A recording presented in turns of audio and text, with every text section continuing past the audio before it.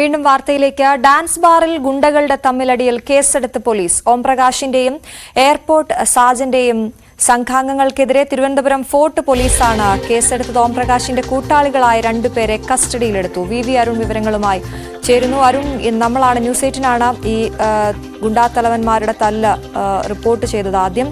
ഇപ്പോൾ അതിൽ നടപടി ഉണ്ടായിരിക്കും. എന്തൊക്കെയാണ് ഇവരെ? അശ്വതി, വെള്ളിയാഴ്ച വൈകിട്ടാണ് ഇഞ്ചക്കലിലെ ഡാൻസ് ബാറിൽ ഗുണ്ടാസംഘങ്ങൾ ഏറ്റുമുട്ടിയത്. ഓംപ്രകാശിന്റെയും അതുപോലെ തന്നെ എയർപോർട്ട് സാധ്യത സംഘാംഗങ്ങൾ തമ്മിലാണ് അവിടെ ഏറ്റുമുട്ടലുണ്ടായത്.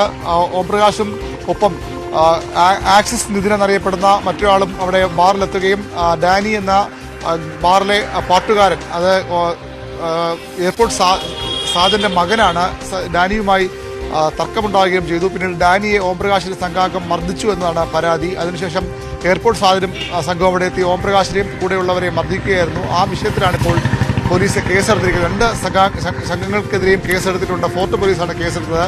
ഇതിൽ ഓംപ്രകാശിന്റെ സംഘാംഗങ്ങളായ രണ്ടുപേരെ ഇന്നലെ മ്യൂസിയം പോലീസ് കസ്റ്റഡി എടുത്തിട്ടുണ്ട്. വെള്ളയമ്പലത്ത് അതുപോലെ തന്നെ ഫിലിം ഫെസ്റ്റ് നടക്കുന്ന വേദിക്ക് സമീപത്താണ് ഇവർ രണ്ടുപേരെ കസ്റ്റഡി എടുത്താണ് നമുക്ക് ലഭിക്കുന്ന സൂചന.